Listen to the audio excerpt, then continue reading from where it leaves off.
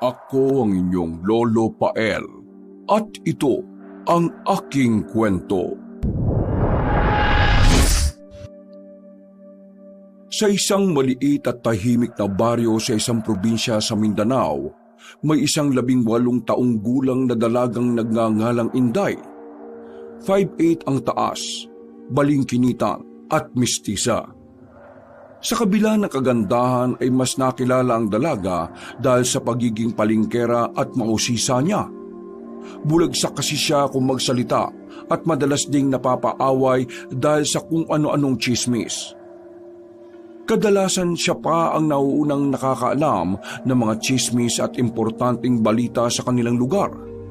At wala siyang takot na magtanong o magpaimbestiga tungkol sa kahit na anong bagay. Mausisa kasi ang dalaga pagdating sa mga bagay-bagay na gusto niya talagang malaman at marisolba. Gayunpaman ay lagi siyang pinapayuhan ng kanyang lolo Dugong na tumigil na at mag-ingat sapagkat maaari niya itong ikapahamak. Makailang ulit na rin kasi siyang nasasangkot sa gulo dahil sa pagiging tsismosa. Kinukonsinti rin naman kasi siya ng tiyahing si Aling Pusita kaya patuloy pa rin siya sa ginagawa. Nang araw na yon, maaga pa lang ay gumayak na ang mistisang dalaga. Habang inaayos ang sarili sa tapat ng salamin, ay sinipat siya ng kanyang lolo na kagagaling lang sa kusina para magkumpuni ng kanyang lababo. Napakunot ng noo ang matandang lalaki habang pinagmamasdan siya na panay ang pagpapaganda sa tapat ng salamin. Maganda ka na po. Kaya di mo na kailangan magpanay-panay ng tingin sa salamin. Ay, salamat po, Lolo. Alam na alam niyo po talaga na maganda talagang apo niyo no? Teka, Inday. Bagong ligo ka't nakabihis. Saan ka na naman pupunta niyan, ha? Pupunta lang po ako sa bukuhan, Lo. Nagpapakuha po kasi si Chapusit ng mga ibibenta niyang suka. Kasama ko naman po si Yime. Aba, at naligo ka pa talaga at nagbihis. Kukuha lang naman pala ng mga suka. Di, bangangamoy ka rin yan. Ikaw talaga, oh. Hayaan niyo na po ko, Lo. Mainit po kasi sa labas. Maliligo na lang ulit ako mamaya pag uwi. Siguraduhin mong uuwi ka kagad pagkatapos ng mga inuutos ng tiyahin mo, ha? Baka kung saan-saan ka na naman mapadpad niyan. Si Lolo talaga. Masyadong tamang hinala. Opo, uuwi po ako kagad. Kasama ko nga po si Yeme. Alam niyo naman, hindi po pwede magtagal sa labas ng bahay. Sus, narinig ko na yan. Sige na, bilisan mo nang mag-ayos dyan. Dahil kanina ko pa nakikita si Yeme na naghihintay sa kubo natin. Opo, Lo. At naalala ko nga pala, huwag muna kayong dadaan doon sa gilid ng tulay, ha? Karirinig ko lang na ngayon dyan sa mga dumadaan sa labas na may gumuho raw sa gilid ng ilog. Pinag-iingat muna ang mga tao dahil baka magpatuloy pa yung pag-uho dahil medyo malambot pa yung parting yun dahil sa malakas na ulan nung nakaraang linggo. Delikado. Ay, hala, talaga po? Natapik na lang na matandang lalaki ang kanyang noo nang makita ang reaksyon ng apo. Nagsisituloy siya kung bakit niya pa sinabi ang tungkol sa bagay na yon. Alam niyang hindi siya susundin ng dalaga kahit sinabi na niyang delikado. Nang matapos ng magpaganda sa harap ng salamin, ay napangiti na lang ulit ang dalaga bago magpaalam sa kanyang lolo at lumabas na ng munti nilang bahay. 1 taong gulang pa lang si Inday nang iwan siya ng kanyang nanay Moria sa pangangalaga ni Lolo Dugong. Bumalik kasi ang ginang sa Maynila para hanapin ang asawang Meksikano na si Jose. Pero hanggang ngayon ay hindi na nagpakita pa ang kanyang ina. Kaya naman si Lolo Dugong na ang kinalakihang magulang ni Inday. Wala na siyang ibang itinuturing na pamilya maliban sa matandang Ginoo.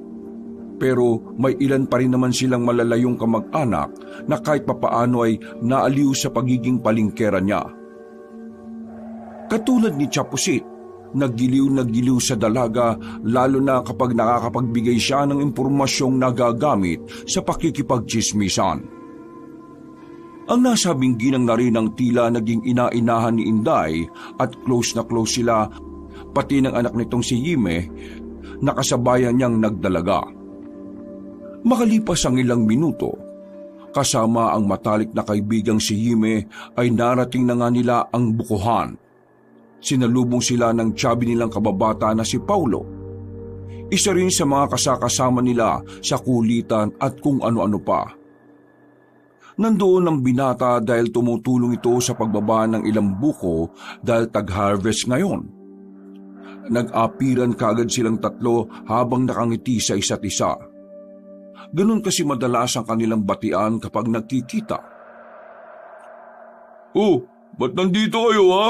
Mga bagong ligo pa kayo ah. Tapos dito lang kayo magpupunta? Mangangasim din ang amoy nyo niyan." Kukuha kami ng mga suka na ibebenta ni Chapusit. Patulong naman maglagay sa kariton tapos kami na magtutulak ni Yime. "Sure ba? Basta kayong dalawang magaganda kong kaibigan. Nanginginig pa. Pero hintayin lang natin yung isang kariton. Inayos pa kasi. Saglit lang naman yun." Sige lang, hindi naman kami nagmamadali eh. "Ay, siya nga pala. May sariwang sabaw ng buko ron ha. Kumuha muna kayo habang naghihintay. Kanina pa ako inom ng inom eh. Nabusog na nga lang ako eh." Maya-maya na lang din kami ni Yime. Kapag nagsimula na kayo, marami ba kayong i-harvest? "Yun oh, dami." Pagkaturo ng matabang binata sa umpok ng mga nyog na nakabalandra lang sa gilid ng maliit na storage, tila nanlaki ang mga mata ni na Inday at Yime. Hala ka, ikaw lang magsasako ng mga yan? Baka abutin ka na kinabukasan kung wala kang katulong niyan, Pao. Magsasama pa daw si Bossing Vic ng ibang tao, kaya nga siya nahuli. Malamang kasama yung idol mo. Idol? Sinong idol? Di sino pa ba? Di yung idol Bilino mo. Yak, ikaw na lang mag-isa ka, Pao. Iiduluhin mo yung napakayabang na yon? Kadiri ka, yak talaga. As in, yak, Paulo. Gusto ko na nga lang maging dragon dahil dyan sa mga sinabi mo. Ang OA! Grabe yung reaksyon mo. Para kang tanga. Kasi nga, ang dami mo pwedeng ituro maging idolo ko. Yung nuknukon pa ng yabang na yon. Kahit siya na lang yata ang lalaki sa mundong ito eh. Hindi ko siya magiging idolo. Ew! Nasusuka ako sa mga sinasabi mo, Pao. Nakakainis ka talaga. Tara na nga, Beshi Yime. Uminom na lang muna tayo ng buko. Natawa na lang si Yime at Paulo habang tinatapik ang kaibigan at tila napipikon. Pagkalaon ay lumapit na nga sila sa water jug habang nag-aayos ng kanyang eyeglasses. Kinuha niya ang disposable na basong nasa ibabaw noon saka nagsalin ng fresh buko juice. Eksaktong pagkatapos nilang uminom ay saka naman dumating ang maliit na truck na siyang paglalagyan ng mga nyog na isasako ni Paulo. Mula roon ay bumaba si Bossing Vic, Bilino at ang driver na si Mang Tomas na tutulong din sa gagawin para hindi sila magtagal. Dahil sa likas na mapagkumbaba ay humingi pa ng paumanhin si Bossing Vic kay Paulo na tumangutangulang at tila nahiya sa amo. Pinagmasdan at pinakinggan lang muna sila ni na Inday at Yime habang nag-uusap. "Naku, Bossing Vic naman, kayo pa talaga humingi ng pasensya. Okay lang po yun. Halos kadarating-dating ko lang din po naman eh. Nandito nga po pala si Inday. Kukuha na raw po sila ng mga sukang ibebenta ng chapusit niya." Hello po, Bossing Vic. Hello, Inday. Gusto mo bang tulungan kita? Kaya na namin yon, Bilino. Dahil katulong na namin si Paulo. Mag-focus ka na lang sa pinapagawa ni Bossing Vic sa'yo. Kaya kong pagsabayin ng kahit anong mabibigat na gawain. Kita mo naman itong mga muscle ko, oh. Di ba? Gusto mo rin bang makita yung abs ko? Ay naku, itago mo na lang yan, utang na loob. Tara na nga muna, Yime. Bossing Vic, Paulo, Mang Tomas, doon na po muna kami sa kubo habang hinihintay maayos yung isang kariton. Salamat po. Dali-daling nagtungo ang dalawang dalaga sa maliit na kubo malapit doon para matakasan ang hambog na lalaki. Napangiti na lang din si Paulo habang pinagmamasdan ng mga kaibigan habang si Belino ay napapaismid na lang na tila naiinis sa binatang Chubby. Pagkatapos ng maiksing pag-uusap ay nagsimula nang kaagad ng mga kalalakihan sa pagtatrabaho. Mula sa kubo ay masaya lang na pinagmasdan ng dalaga sina Paulo at Mang Tomas na masayang nagsasako ng mga nyug. Nang mapalingon sila kay Belino, ay napansin nilang nakaungot lang yon. Paano kasi kay Paulo at Mang Tomas lang nakabaling ang atensyon ni Bossing Vic? Noong mga bata pa ay isa rin yon sa matalik nilang kaibigan. Subalit nagkaroon ng hindi pagkakaunawaan sina Paulo at Belino dahil sa isa pa nilang kaibigan noon na si Kim. Pareho kasing gusto ng dalawa ang nasabing babae. Magandang babaeng si Kim at mainhin. Kaya naman nagustuhan siya ni Belino at nagplano yung ligawan.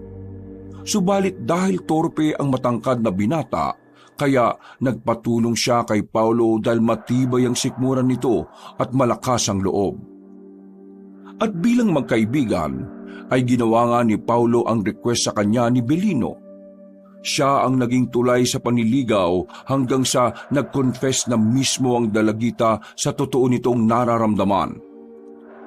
Nabasted ang maniligaw sapagkat inamin ni Kim na hindi niya gusto si Belino, kundi si Paulo. Sumama ng gusto ang loob ni Belino dahil doon at simula rin noon ay palagi na niyang pinag-iinitan ang binatang Chubby. Doon na rin nagsimula si Belino na agawin ang lahat ng malapit na babae kay Paulo. Hanggang sa pormahan na niya si Inday.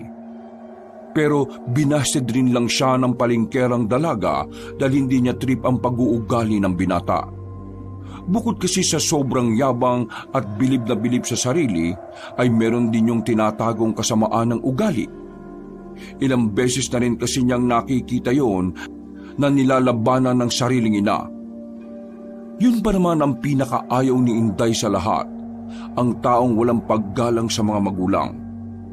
Bilang isang babaeng lumaki na walang kinikilalang nanay at tatay, ay gusto niyang merong pagmamahal sa magulang ang lalaking makakatuluyan niya. Totoong gwapo at maganda ang hubog na katawan ni Belino, pero di talaga kinakaya ni Inday ang pag-uugali ng nasabing binata. Napaka-presko kasi talaga noon at palagi pang binibida sa mga tao ang mga babaeng nahuhumaling sa kanya. Sa kabilang banda ng parte ng isip ni Inday, naawa siya para sa maskuladong lalaki.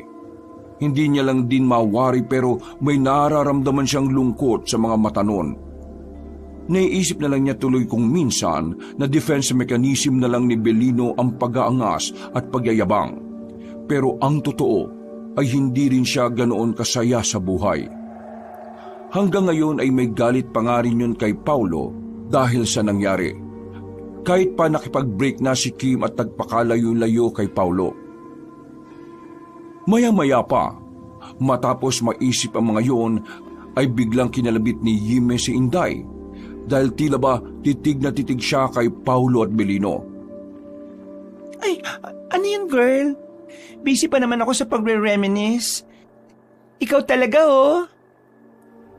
Biglang ang inopen ni Yime ang tungkol sa gumuhong tulay dahil narinig din niya sa mga taga-baryo kanina na meron ng raw na buong tila yungib doon. Nanlaki ang mga mata ni Inday at umandar na naman nga ang pagiging mausisa niya. Otomatikong may kung anong mga ideya na kaagad nga pumasok sa isip niya kaya tila nagningning ang kanyang mga mata. Tara, puntaan natin yun mamaya, ah. Gusto ko makita kung totoo ba talaga may kuwebang nabuo ron sa guho. Alam mo naman ako, hindi ako basta-basta naniniwala sa mga sabi-sabi lang. Gusto ko talagang may pruweba, girl. Natatawang sumang-ayon si Yime dahil sa reaksyon ng mukha niya at natigil na lamang muna sila sa pag-uusap nang lumapit na si Paulo para uminom ulit ng buko. Ano, kaya pa ba, ha? Taba ching-ching? Sabi ko naman sa yung tigilan mo na pagtawag sa akin ng ganyan eh. Hindi na tayo bata, Inday. Ahalikan talaga kita kapag hindi ka tumigil dyan, kala mo. Uy, kadiri ka Paolo ah. Kunwari ka pang nandidiri, ikinikilig ka nga dyan. Hoy, hindi no. Alam mo, nagiging kaugali mo na si Bilino ha. Nagiging presko ka na rin. Uy, binanggit na naman niya yung idolo niya. Gusto mo talaga yan oh, aminin! Mas lalo lang namula si Inday at hindi niya alam kung maiinis ba siya o matutuwa sa pang-asar ng kaibigan. Sa totoo lang kasi, ay natutuwa rin talaga siya kapag ginaganon siya ni Paulo. Uy, bahay ba tayo? Diyan na lang kayo at ako nang kukuha ng mga suka. Medyo mainit na kasi. At saka kunin mo na rin yung kariton para may magamit kayo. Baka ayos na yun. Okay, salamat. Pero okay lang ba yun na iwan mo yung mga kasama mo? Baka manggalaitin na naman sa'yo si Bilino niyan. Naku, bahala siya sa buhay niyang manggalaiti. Sanay na ako sa taong yun. Tanong ko lang, bakit hanggang ngayon hindi pa kayo nakakaayos ni Bilino?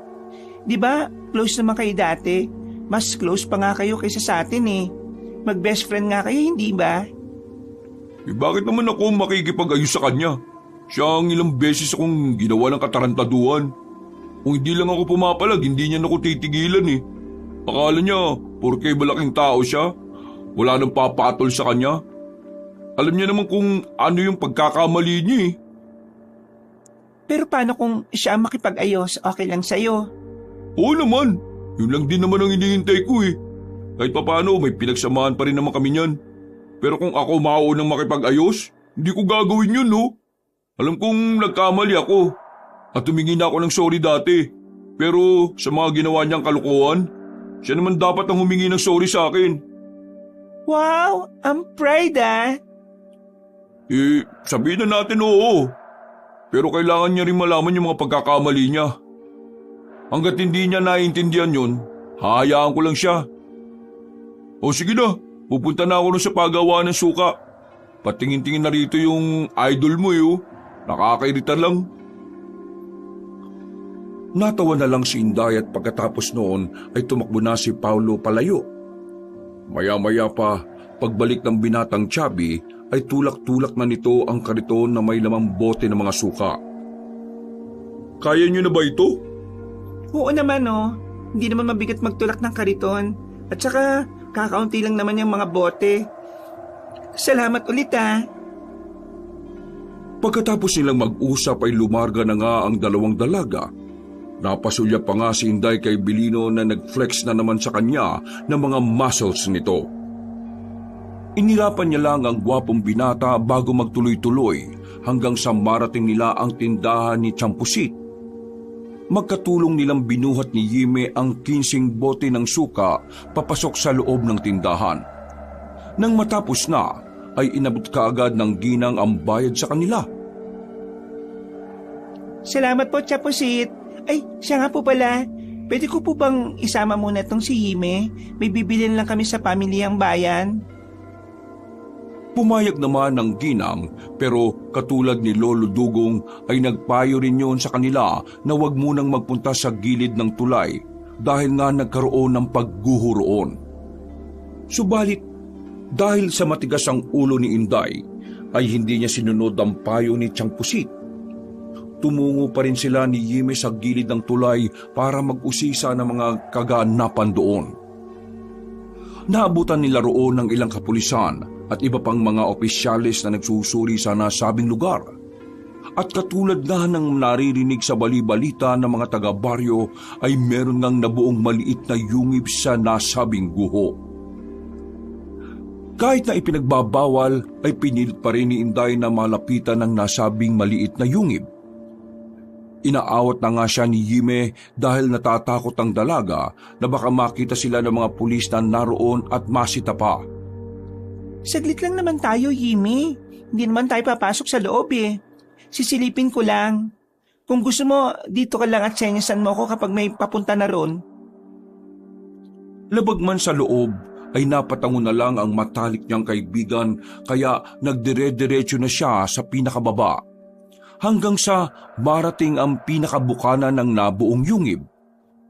At dahil sadyang likas na matigas ang ulo, at talagang mausisa, kaya mas lumapit pa siya sa pinakabukana. Ano kayong meron dito sa loob? Ay! Ari ng kabayo!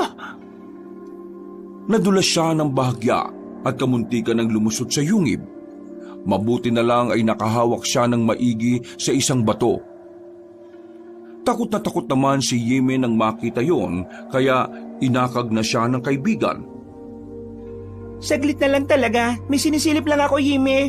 Kaya kumalma ka lang dyan, Beshi, ha? Tila walang nangyari dahil muli na naman siyang dumungaw sa pinakabukana. Mukhang malalim-lalim talaga tong kuweba. Parang gusto ko tuloy pasukin, eh. Ha? Natigilan na siya matapos masipat ang tila pares ng mga namumulang mata sa loob ng nasabing yungib. Nakapansin din siya ng tila mga paggalaw doon, pero hindi niya gaanong maaninag dahil masyado ng madilim sa loob. Ano yun? Para may nakita akong mga mataron na. Dahil sa sobrang pagka-curious at mas lumapit pa siya ng lumapit, at habang pinagmamasdan naman siya ni Yime, ay mas lalo ding kinakabahan ng kanyang kaibigan. Tumayo ka dyan, Nineng! Kung ayaw mong mapahamak! Parehong nagulat si Inday at Yime sapagkat hindi nila namalayan ang biglang pagsulpot ni Mangbong. Kilala sa lugar nila ang may edad na lalaki dahil sa pagiging misteryoso noon. Madalas din kinaiilagan dahil kung makatingin ng Ginoo ay parang mangangain ng buhay. Wala halos kalalakihan sa kanilang baryo ang nakakipag-usap sa kanya dahil nga sa nakakatakot na aura. May iilan naman, lalo na ang mga bagong sibol na kabataan, ay tila inaasar-asar pa ang lalaki na bongbuang dahil nga sa dalas ng pag-iisa. Kayo pala, Mangbong? Ang sabi ko, lumayo ka dyan sa bukana ng kuweba. Baka mamaya may sumakmal na lang sa'yo dyan. Okay po. Pasensya na, Mangbong. Salamat po sa paalala. Dali-daling pumanhik ang dalagang mausisa at bumalik sa matalik niyang kaibigan na kinakabahan na rin matapos makita ang Ginoo. Tinapik pa siya ni Yime na halatang natatakot na kasabay ng pag-aya sa kanyang umuwi na ng bahay. Hindi na nga nila pinansin pa ang matandang lalaki. Naglakad na sila palayo. At habang pauwi ng bahay ay kinuwento nga ni Inday sa matalik na kaibigan ang tungkol sa nakita niya sa loob ng yungib. Naniwala naman kaagad si Yime dahil kahit kailan ay hindi pa naman nagsinungaling sa kanya ang kaibigan. Kung tutuusin na, ay pinagkakatiwalaan si Inday sa kanilang lugar sa paghahatid ng mga impormasyon lalo na ng mga tsismosa. Dahil sa pagiging mausisa niya, ay para na rin tuloy siyang detective o reporter sa kanilang lugar. Yun nga lang ay madalas talaga siyang napagsasabihan ni Lolo Dugong dahil doon. Pag-uwi ng bahay, ay tumulong na nga muna si Inday sa gawaing bahay. Siya ang nag-ayos sa mga kalat na naiwan ng kanyang lolo para rin meron siyang magawa. Mabilis na lumipas ang oras. Pasado 9:30 ng gabi. Habang nagsasara ng bintana si Lolo Dugong, ay nagsalansa naman si Inday ng mga pinaghugasang plato. Nang matapos na, ay bigla silang nakarinig ng alulong ng aso mula sa hindi kalayuan. Sa sobrang lakas nito, ay gumapang ang matinding kilabot sa buong katauhan ng dalaga, kaya sa unang pagkakataon ay bigla siyang kinabahan. Takot siyang tumakbo sa sala kung saan ay naabutan niya ang lolo na napapasign of the cross habang nakadungaw sa bintana at nakatanaw sa malayo. Narinig mo ba yung alulong na yon, Apo? Opo. Nagtayuan nga po yung mga balahibo ko sa takot eh. As in, nakakatakot po talaga, Lo. Parang ngayon lang po ako ulit nakarinig ng ganong klaseng alulong. Ako man din, Apo. Sige na at magpunta ka na sa kwarto mo. Dahil anong oras na rin naman. Huwag mong kalimutan magdasal bago matulog, ha? Opo, matulog na rin po kayo pagkatapos nyo dyan. Apo, sige. Nagtungo na nga kaagad si Inday sa kanyang silid at katulad ng sinabi ng kanyang lolo ay nagdasal muna siya bago matulog. Kinabukasan ay isang nakabibiglang balita ang bumungad sa kanilang maglolo. Pagkagising ni Inday, nakita niya si Lolo Dugong nakausap si Tiyang Pusit. Pasimple siyang lumapit sa dalawa kaya narinig niya ang masamang balita. Ayon nga sa ginang ay may nakita raw patay na katawan ng tao sa mismong bukana ng kuweba. Hanggang ngayon ay iniimbestigahan pa rin ng mga kapulisan kung anong ikinamatay ng nasabing biktima. Pag-alis ni Tiyang Pusit, napansin ni Lolo Dugong ang apo sa gilid ng bakuran kaya nilapitan niya kagad yun. O apo, anong ginagawa mo dyan ha? Nagpapaaraw lang po. Huwag mo kung pinaglolo ko babae ka. Malamang nakikinig ka na naman sa usapan namin kanina ni Maring Pusit. Ikaw talaga, oh. Hindi ko nga po masyadong narinig eh. Pero totoo po ba yung sinabi niya na may natagpuan patay sa mismong bukana ng kuweba? Yung sa Gumuho ba mismo yun? Oo. Wala pang pahayag yung mga pulis kung sino yung biktima o kung anong sanhi ng pagkamatay. Ganun po pala. Oo. Kaya huwag ka munang magpupunta ron, ha? Nakikinig ka ba? Oy! Opo, Lolo. Huwag mo kong ngiti-ngitian, Inday. Kapag nalaman ko nagpunta ka ron, nako, magagalit talaga ako sa'yo. Hindi po ako pupunta, Lolo. Promise po. Cross my heart, double-double o triple-triple pa. Mabuti kung ganon. Tara na muna sa loob para makapag-almusal ka na rin. Gumawa ko ng kaping bigas eh. Uminom ka habang mainit pa. Nag-almusal na nga muna sila at maya-maya pa ay may dumating na nga para magpagawa kay Lolo Dugong ng nasirang kabinet. Iniwan niya muna ang apo sa bahay at dahil walang magawa, kaya lumabas din muna si Inday. Pagpunta niya sa tindahan, ay abala naman si Tiyang Pusit at Hime kaya hindi na niya inistorbo ang matalik na kaibigan.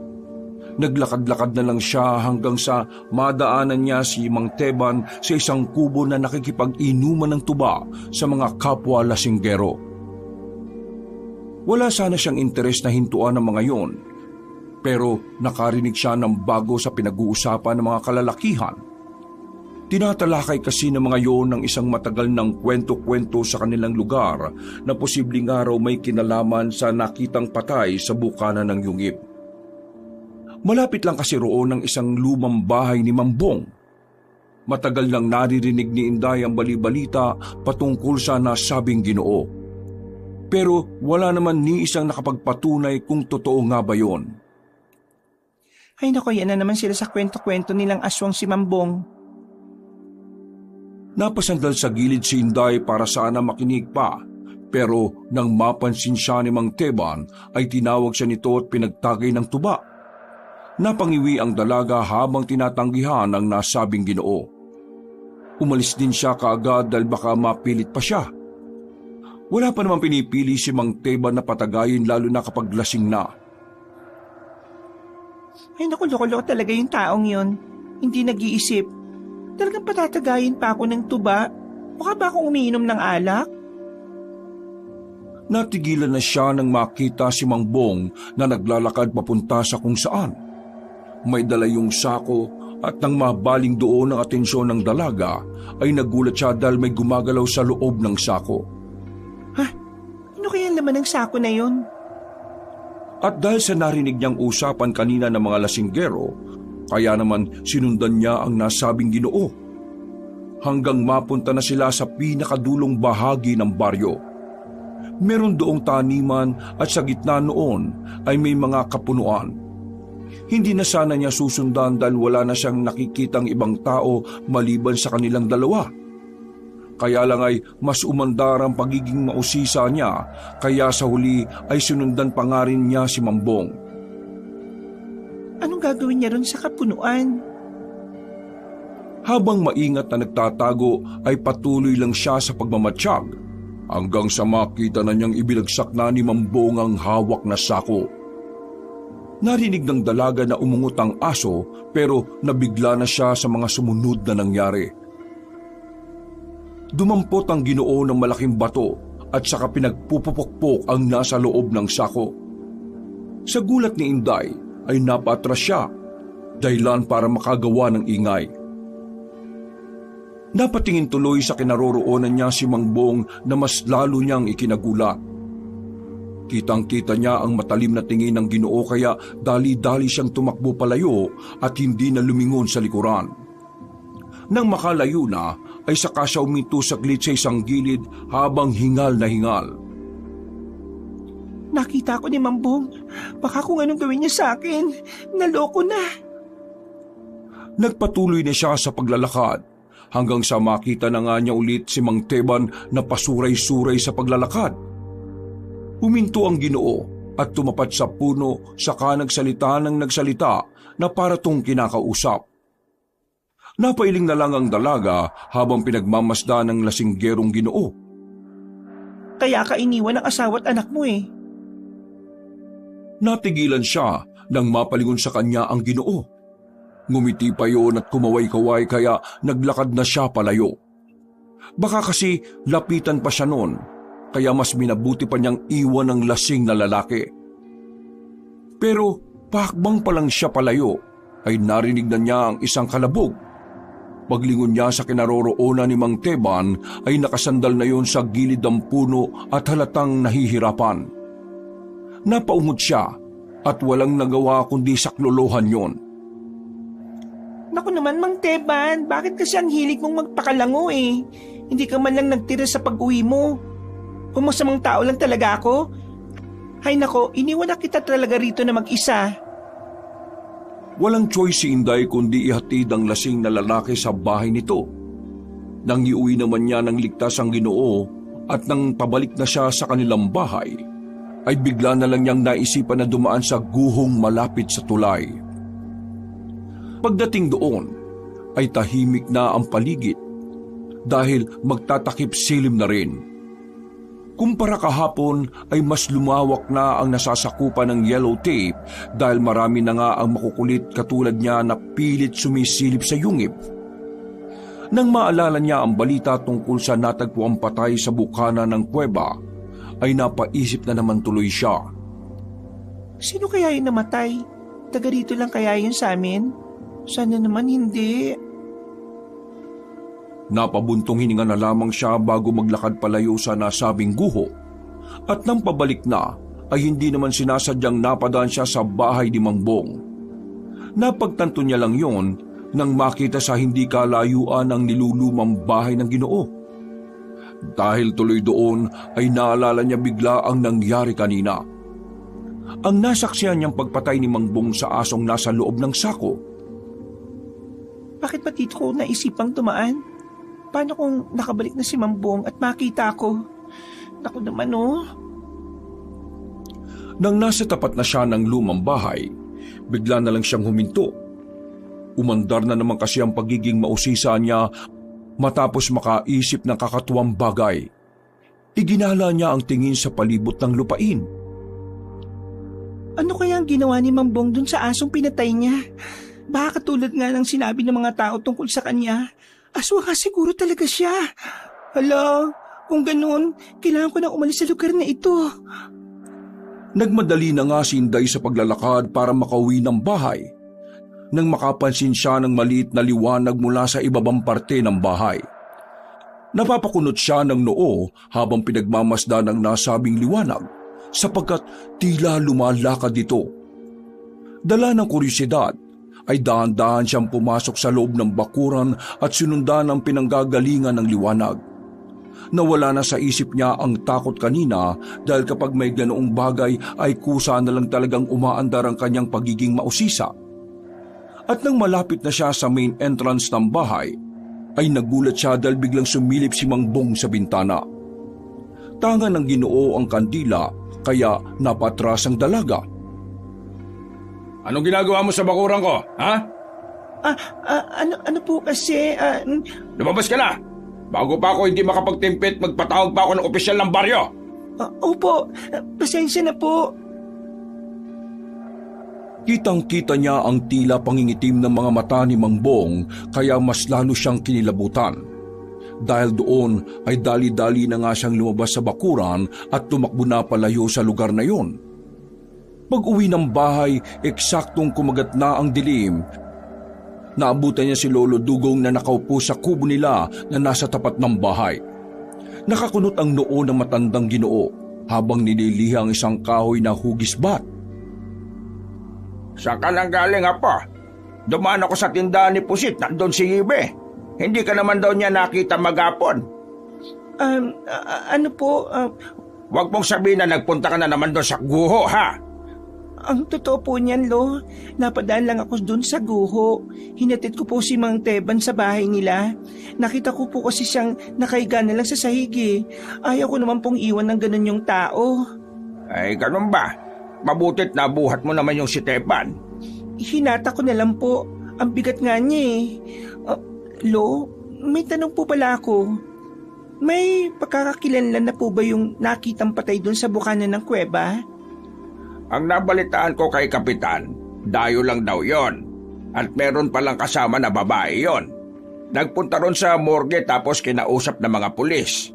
Hindi rin makapagpaliwanag yung babae dahil lasing pala sila pareho eh. Basta raw, nagising na lang siya na wala na sa tabi niya yung kasama niya. Hanggang sa mabalitaan niya ngang patay na. Nakakalungkot naman po pala. Ibig sabihin, hindi pa rin nalalaman kung sinong gumawa nun? Oo, Apo. Kaya wag ka na munang magagala sa malayo. Baka mamaya bali-aligid pa rito sa baryo yung mamamatay tao na yon. Opo, sige po.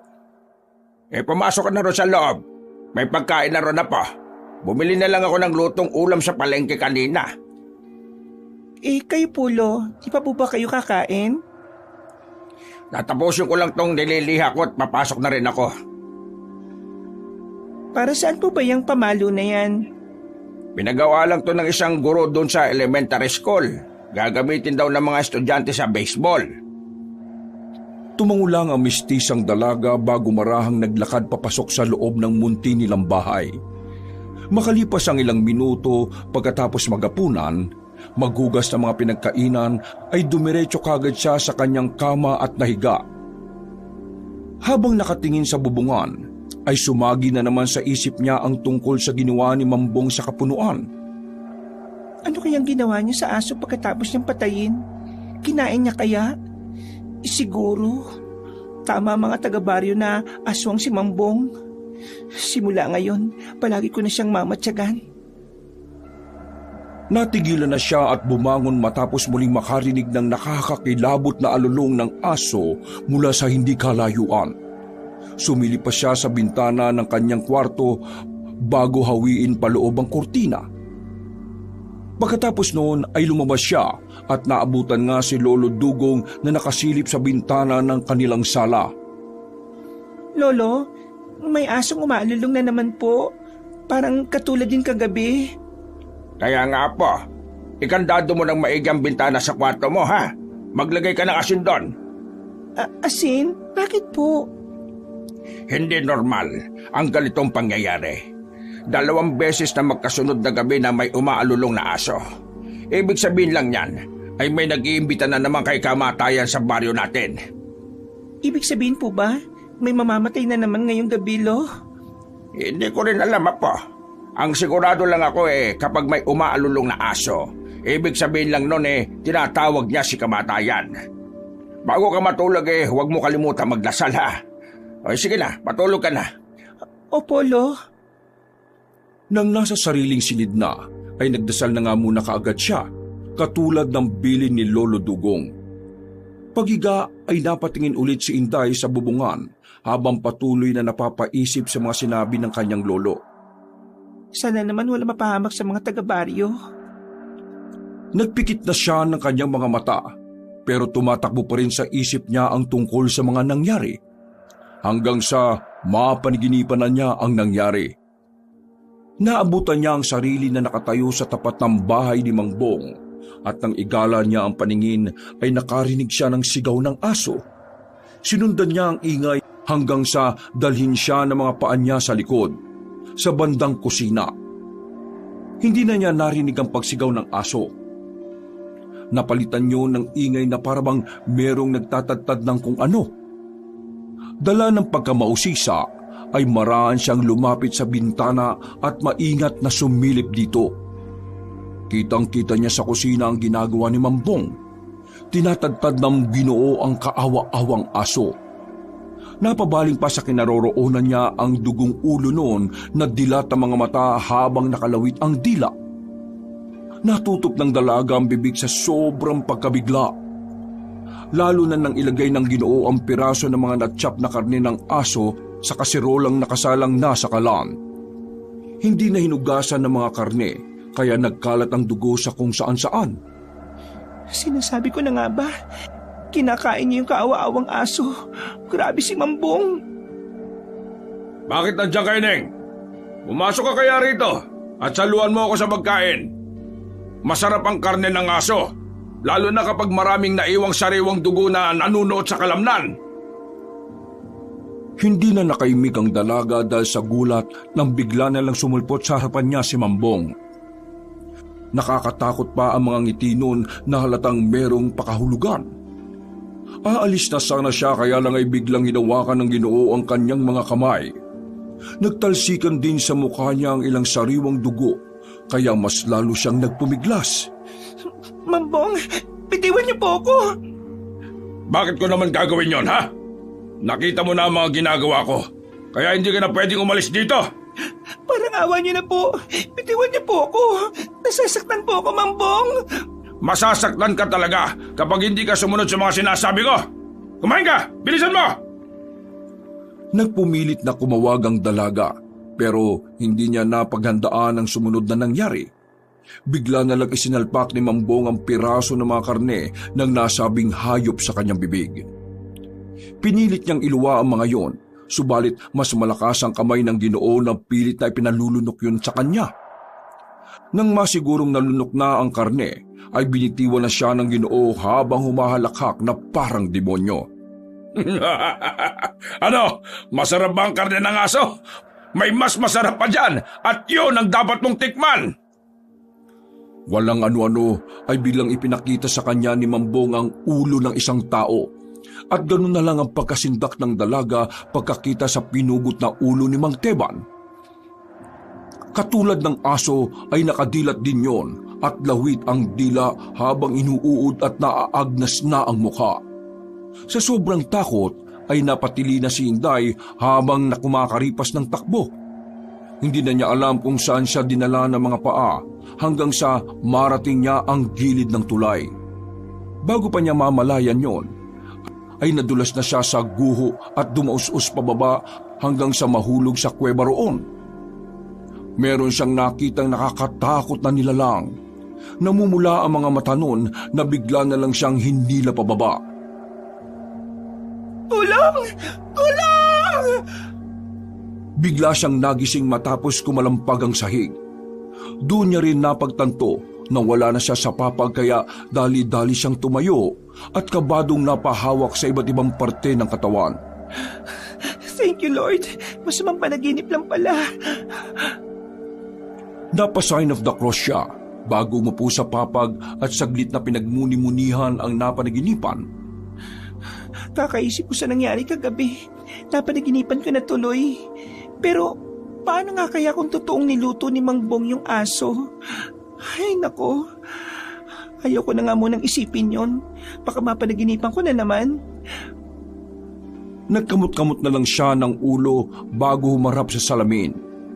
Pagkahikab at pag-inat ng katawan, ay saka niya hinawi pabukas ang kurtina ng bintana. Pagkabukas ng bintana ay nagliwanag sa loob ng kanyang kwarto dahil sa sinag ng araw. Sana maging maganda naman tong umaga ko. Kailangan ko maglibang-libang para mawala sa isip ko yung masamang panaginip ko na yon. Lord, gabayan niyo po ako sa umagang to. Salamat po sa panibagong buhay. Ingatan niyo rin po ang lolo dugong ko pati na ang mga mahal ko sa buhay. Salamat po.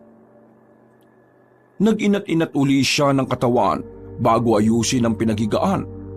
Nang makapaglinis na sa loob ng kwarto, ay sa kanya ulit pinagmasdan ng sarili sa salamin.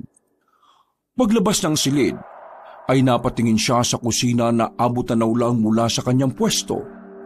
Pagkadaka ay naglakad siya at sinilip ang kabilang silid. Wala roon ang kanyang lolo kaya napaisip siya. Kanina pa siguro gising ang lolo. Nagtuloy-tuloy na siya papuntang kusina. Napansin niya sa lamesa na may nakatakip ng pagkain kaya lumapit siya at binuksan ito. Nakita siya ng malaking pritong bangus at kanin. Kaya umupo na siya sa tapat ng hapagkainan. Lo, nandiyan ka po ba? Nasa ka po?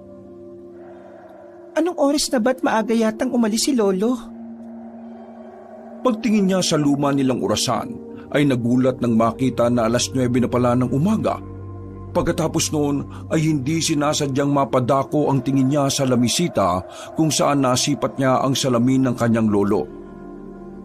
Naiwan niya rito yung salamin niya sa mata. Saan naman kaya nagpunta yun? Hindi na lang niya masyadong pinagtuunan ng pansin ng tungkol sa bagay na yon dahil medyo masakit pa ang kanyang ulo at nagugutom na rin siya. Nag-agahan na muna siya at pagkatapos ay naligo na rin para mahimasmasan. Nang masiguro rin na malinis na ang buong bahay, ay lumabas na muna siya at tinungo ang bahay ng matalik na kaibigan sa tindahan ni Champusit.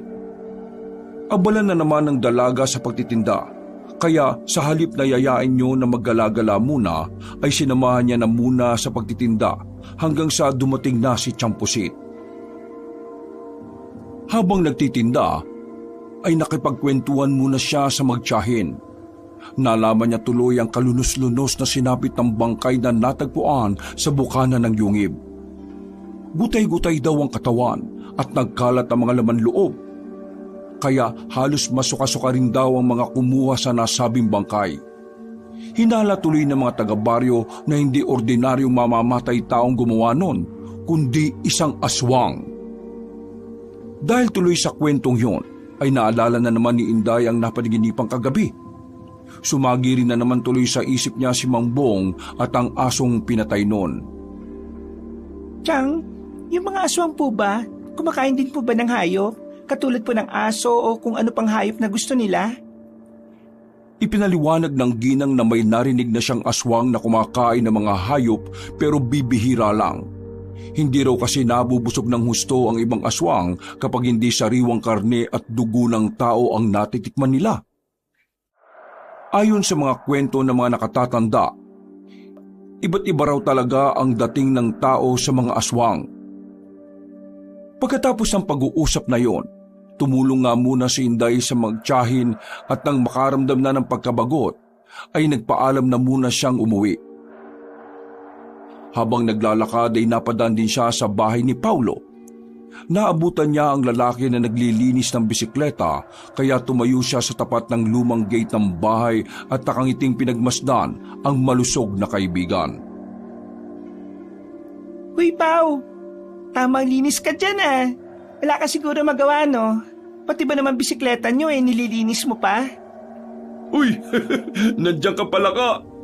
Palaka ka dyan. Ang ganda-ganda ko, tatawagin mo akong palaka. Pasaway ka ah. Sana sinabi mo na lang na sirena. Oo na, sige na. Magandang sirena. O ayan, okay na. Goods! Ba't ka nga pala nandito? Mukhang buryong-buryong ka. Huwag ka masyadong magagala ngayon, no, Inday? Narinig mo naman siguro yung balitang nangyari ron sa malapit sa tulay nung nakaraan. Oo, narinig ko yon. Galing ko sa tindahan ni Chang Pusit. Siya rin yung nagkwento sa akin patungkol dun sa namatay. Di, alam mo na rin yung tungkol sa kumakalat na balita. Balitang ano? Na aswang ang pumatay dun sa biktima? Yun na nga. Paano kaya nila nasabi na aswang? Ikaw ba naniniwala ka ba ron? Saan ba? Sa aswang? O kung aswang ang may gawa nun? Pareho. Sa aswang? Oo naman, naniniwala ako. Wala naman sigurong probinsyanong hindi maniniwala ron. Kahit pa hindi pa nakakakita. Pero kung aswang ang gumawa nun sa biktima, hindi ko rin masabi. Sa kwento kasi ng mga nakakita sa katawan ng namatay, parang naniniwala na aswang talaga ang gumawa. Lasog-lasog ba naman daw tapos nagkalat pa yung laman loob sa sahig? Ikaw ba sa tingin mo, normal na tao bang gagawa ng ganun? Baka naman mabangis na hayop. Sa baryo natin magkakaroon ng mabangis na hayop? di dapat nahuli na yun ng mga kinauukulan. Baka pumasok rin sa kuweba sa guho o baka galing nga ron. Ano namang mabangis na hayop ang titira sa ganun? Tsaka, bakit dayong sinalakay at dinala ron? Ang dami-daming tao na taga rito sa atin eh. Sa bagay, sino bang naiisip mong gagawa nun? Yung naisip din ng mga taga rito sa atin. Si Mambong? Natumbok mo. Diba dati pa naman nababalitaan tungkol sa pagiging aswang niyan? Sabi nga ng tiyuhin ko eh. Parang iimbestigahan na nga nila siya. Kumbaga, tatanong-tanungin lang naman siya. Hala, ganun ba? Pero dati pa naman siyang pinaghihinalaan eh. Hanggang ngayon eh, wala pa rin napapatunayan ng mga taga rito sa atin. Bakit hindi mo kaya sila tulungan? Di ba magaling ka naman pagdating sa mga ganyang bagay? Ngayon mo paganahin yung pagiging mausisa mo, Inday. Ay nako, wala naman akong mapapala sa ganyan no. Baka mapagalitan pa ako ni Lolo pag nagkataon. Sa bagay. Ay, siya nga pala. Wala ka bang gala ngayon? Sinabi ko na kanina, di ba?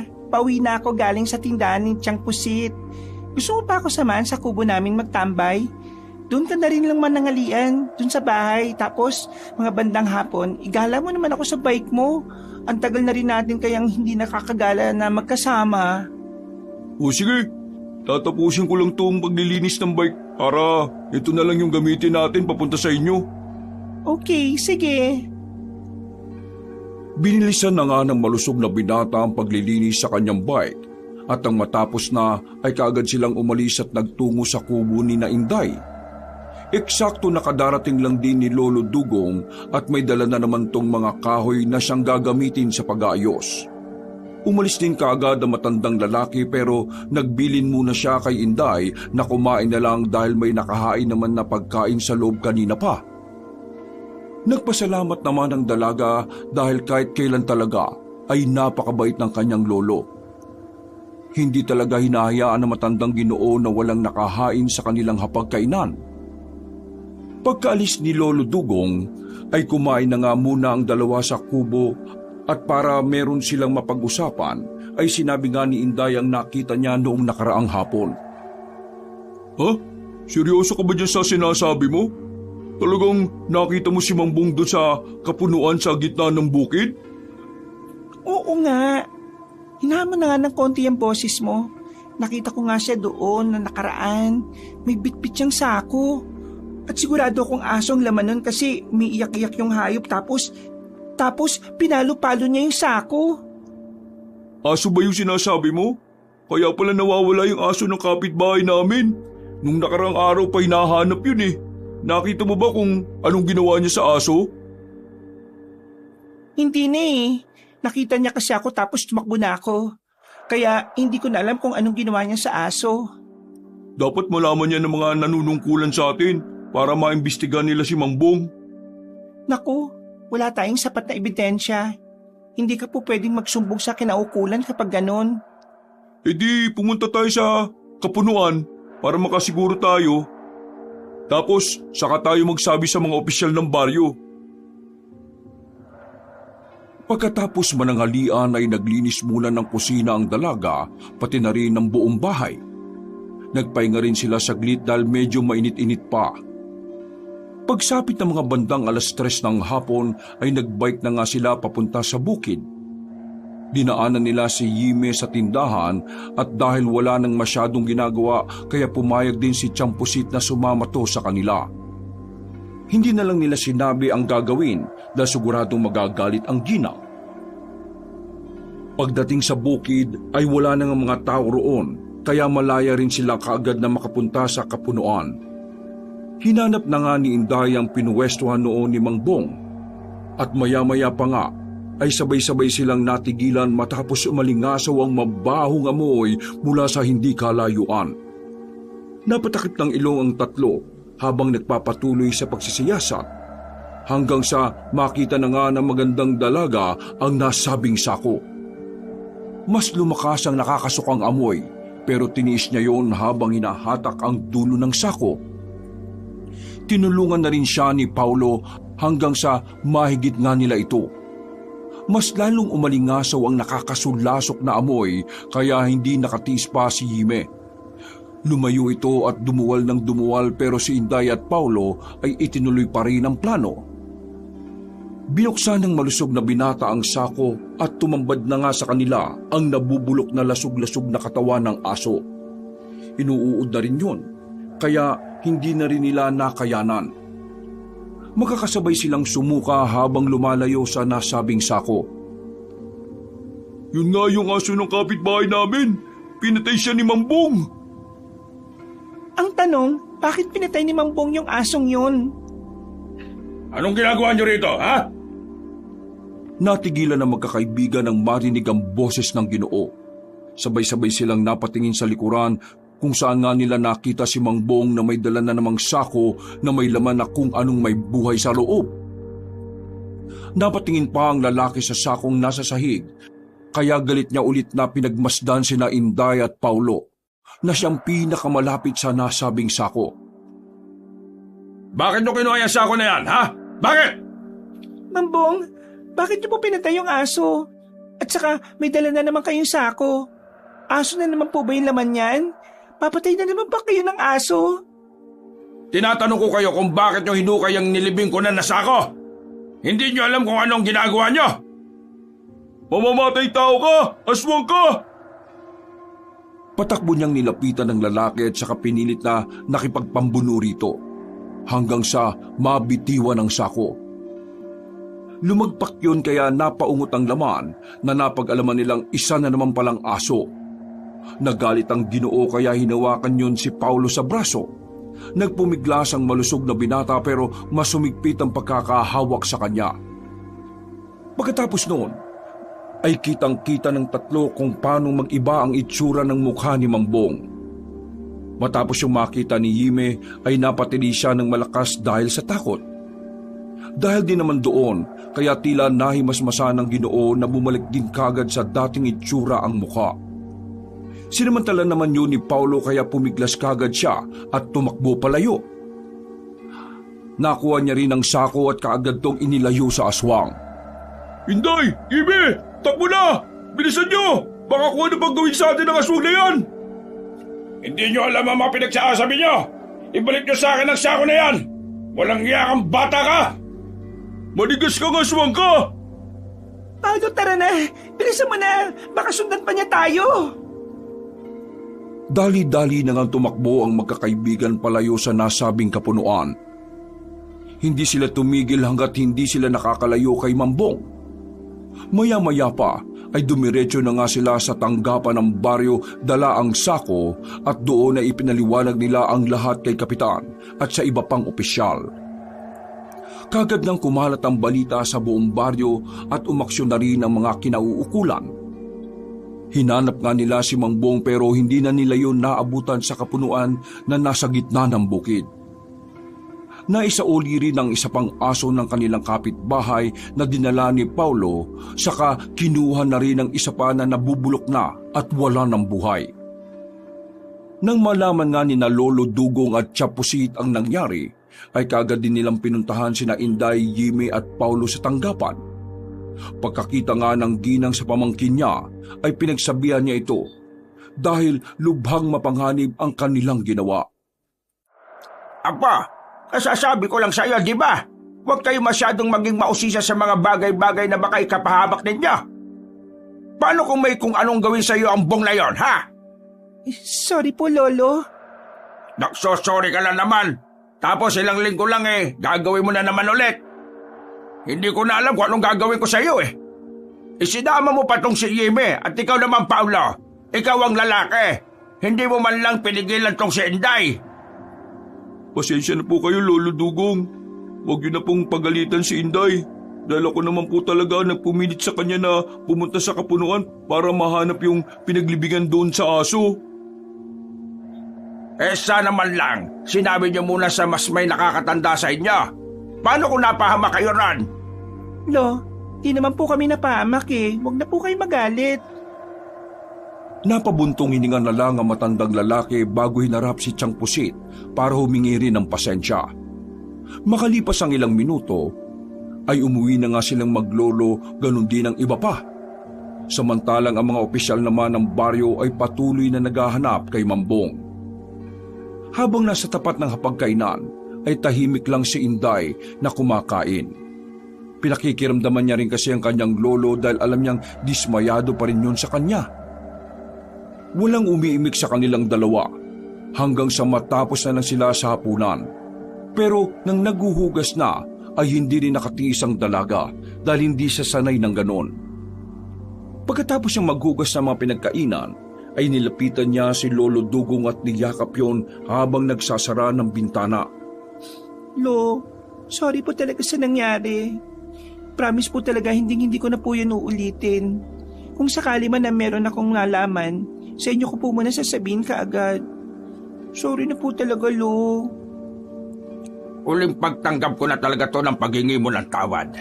Kapag inulit mo pa talaga yan, Apo, bahala ka na sa buhay mo. Hindi na kita sasawayin kahit na kailan. At kung may mangyari sa'yo, abay, titiisin na talaga kita. Hindi na po talaga ako uulit. Kaya huwag na po kayo magalit, Lo. Hola, sige na. Hindi na ako galit. Sige na. At magkasikaso ka na ng pagtulog mo. Huwag mo kakalimutan na magdasal, ha? Opo, thank you po, Lolo. Mahal na mahal ko po kayo. Nakahinga na ng maluwag ang dalaga pagdating niya sa kwarto. Nagdasal nga kagad siya ng pasasalamat sa Panginoon at humingi na rin ng proteksyon para sa kanilang maglolo, maging sa iba pang malalapit sa kanya.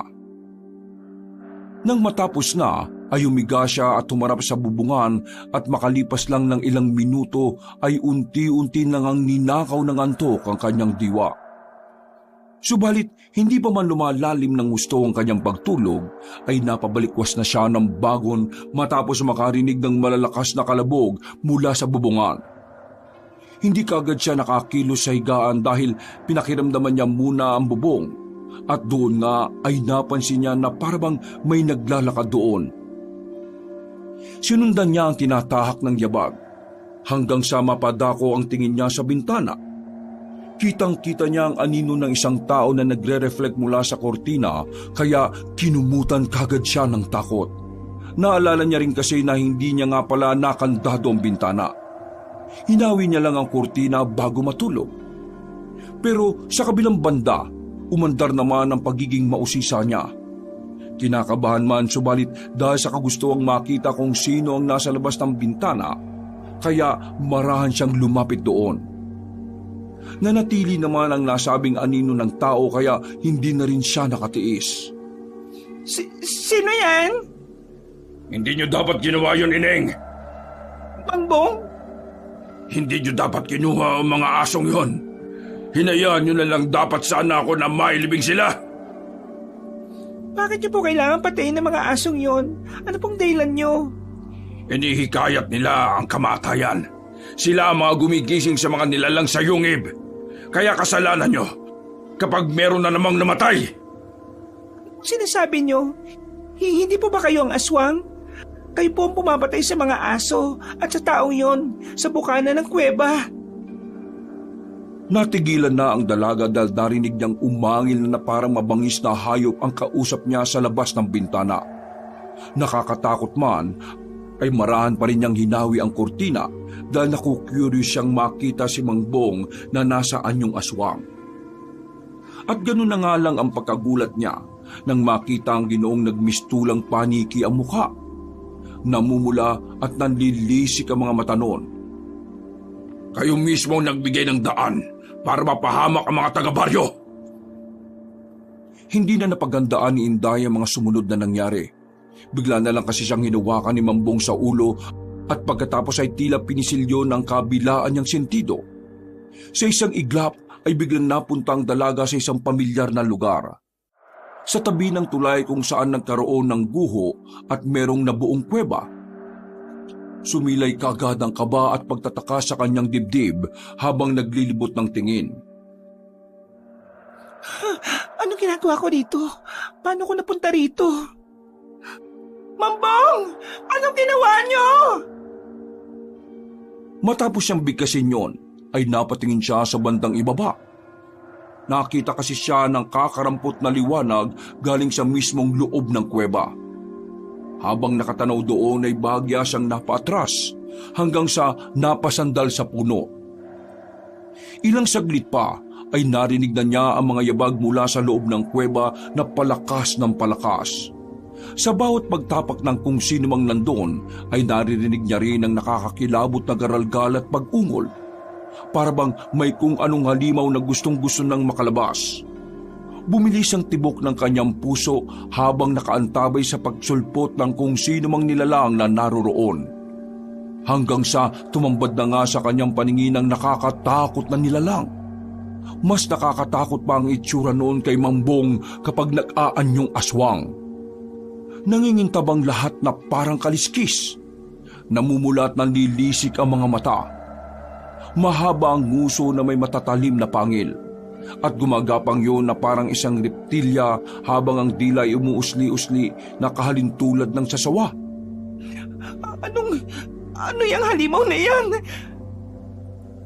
Nagkatitigan sila ng gumagapang na nilalang, mata sa mata.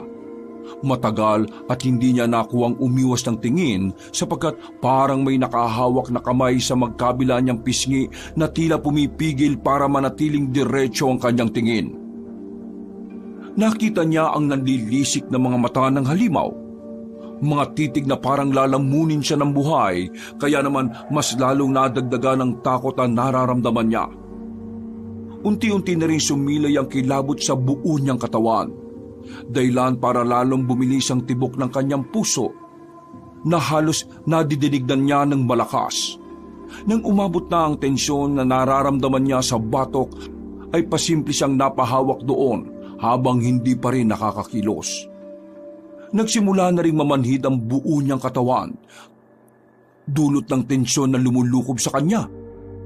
Parang lumulobo ang kanyang ulo kaya pakiwari niya ay para na siyang lulutang sa ere. Bigla siyang naghabol ng hininga kaya pinilit niya ang sarili na gumalaw subalit bigo siya dahil nakayupos na ang takot sa buo niyang pagkatao. Nang nasa tapat na niya ang nakakatakot na nilalang, ay mas tumalim pa ang tingin nito na may kahalong mabigat na puwersa na lalong nagpatindi ng tensyon sa paligid. Doon niya mas nakita ng kabuuan ang itsura nito na talaga namang nakakasindak. Para yung isang taong bayawak na handang pumatay sa isang maling galaw lang niya. Nakaisip ng tumakas si Inday, kaya lang ay hindi pa rin siya makakilos. At dahil sa hindi may paliwanag na mabigat na puwersa, ay damang-daman niya ang panginginig ng buong kalamnan na tila sumasagad hanggang sa buto at tumatagos sa kaluluwa. Nakikita mo yung nilalang na yan? Sa oras na muling nagtawag ng kamatayan ng mga aso sa baryo, babangon sila sa yungib at mambibiktima ng mga inosenteng tao. Kasalanan niyo to! Kasalanan niyo to! At wala akong kinalaman doon! Sa takot ng dalaga ay nagpumiglas siya at nagsisigaw dahil sa takot. Wala po akong alam sa mga sinasabi ninyo. Tulong! Tulong, Lolo Dugong! Tulong! Bago pa matapos ni Inday ang sasabihin, ay ginapang na siya ng taong bayawak na nagbabadyang manakal. Pero bago pa tuluyang makalapit ang halimaw at manakmal, ay nakaramdam na ng malakas na sampal sa pisngi ang dalaga. Pagmulat ng kanyang mga mata, ay napabalikwas siya ng bangon at pagpaling ng mukha niya sa kanan ay nakita nga niya si Lolo Dugong na tila nagulat din. Napahawak siya sa pisngi, habang hingal na nakatingin sa matandang lalaki. Nang makita niyang nasa tapat siya ng bintana, ay takot niyang niyakap ang kanyang lolo. Ano nangyari, Apa? Pasensya na at nasampal kita. Umuungol ka kasi at sumisigaw eh. Naabutan na lang kita na nakatayo dyan sa bintana. Ano po kasi, Lo? Kasi... Bago pa matapos sa magandang dalaga ang pagsasalita, ay nakarinig na naman sila ng nakakakilabot na alulong ng aso mula sa hindi kalayuan. Dahil doon ay muling sumilay ang kaba sa dibdib ni Inday, matapos maalala mga sinasabi ni Mang Bong. Pero hindi na muna niya yung sinabi kay Lolo Dugong dahil hindi rin sigurado kung totoo nga bang nangyari yon o parte lang ng panaginip. Para makatulog ay nagpasya siyang makitulog na muna sa silid ng kanyang lolo. Natakot na rin kasi siya matapos marinig ang nakakakilabot na alulong ng aso. Sa awa ng Diyos ay naging mahimbing din naman kagad ang pagtulog niya kahit pa nag-aalala sa mga mangyayari. Kinabukasan ay nabulaho na naman ang mga taga-baryo dahil sa nakakagulat na balita. Hindi lang isa kundi dalawa ang naging biktima. Nagulat si Inday nang marinig niya ang balita mula kay Tiyang Pusit na nakita na nga lang daw patay si Mang Teban sa kanyang bahay. Nangangamoy na raw at inuuod ng katawan kaya ang hinala ng mga tao ay hindi lang kagabi na biktima ang lasinggero. Halos 2 araw na rin kasi yung hindi nagpapakita ng gabing ihatid ni Inday dun sa bahay nito. Hindi alam ng dalaga ang mararamdaman pagkatapos yung mabalitaan, lalo na nang sinabi ng ginang na kalunos-lunos nga raw ang sinapit ni Mang Teban. Sa madaling salita, ay mas malala pa sa nakitang bangkay sa bukana ng kuweba. Dapat talaga makita na yung sibong niya yan at mahuli na. Kundi patuloy siyang mananalasa dito sa badya. Lolo Dugong, Tiyang Pusit, hindi ko po alam kung maniniwala kayo. Pero parang nakita ko po yata si Mang Bong kagabi. Anong ibig mong sabihin, Apo? Naalala niyo po di ba na para akong binabangungot kagabi, tapos tabutan niyo ako sa tapat ng bintana. Nakita ko po ron si Mang Bong. May sinasabi po siya sa akin. Walang yambong yan ah. Anong ginawa niya sa'yo? Subukan niya lang na may gawin sa'yo, nako, hahabulin ko talaga siya sa impyerno. Hindi na naipaliwanag ng dalaga kung ano ang babalang sinabi ni Mang Bong sa kanya dahil tila naguhurmentado na kagad ang kanyang lolo. Si Tiyang Pusit din ay nag-aalala para naman sa pamangking si Hime. Mabuti na lang at dumating doon si Paulo kasama si Hime para ipagpaalam nga si Inday. Pupuntahan kasi nila sa ospital si Belino dahil nga siya ang pangalawang nabiktima ng sinasabing aswang. Mas lalo tuloy nagulat ang mistisang dalaga dahil hindi niya akalaing si Belino pala ang ikalawang nabiktima. Pau, ayos lang ba si Belino? Ang sabi ng nanay niya, okay na raw ang lagay niya. Medyo na-trauma lang daw dahil sa nangyari. Ano ba nangyari? Habang nagiinuman, sinalakay daw siya ng aswang. Tinatanong naman namin si Bossing Vic at saka si Mang Tomas dahil yun ang kasamang kainuman niya. Pero nakatulog na raw kasi siya noon at hindi na niya alam ang nangyari. Nagising na lang siya, sumisigaw si Belino, tapos nagdatingan na yung ibang tao. Mabuti pa puntahan na lang natin. Tanungin mo kung ano talagang totoong nangyari para may idea tayo. Paula, ipagkakatiwala ko sa iyo ang apo ko ha. Dahil sa mga nangyayari ngayon delikado at malamang gagawan kayo ng masama ng bong na yon. Matapos yung madiskubre ang kalokohan niya. Huwag po kayo mag-alala.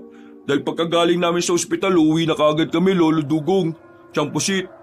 Ihatid ko po ng buong buo sa inyo sina Inday at Hime. Pagkatapos ng pag-uusap na yon, ay nagtungo at umalis na nga kaagad ang mga nakatatanda para magtungo sa tanggapan ng baryo. Para nga makisa sa paghahanap kay Mambong.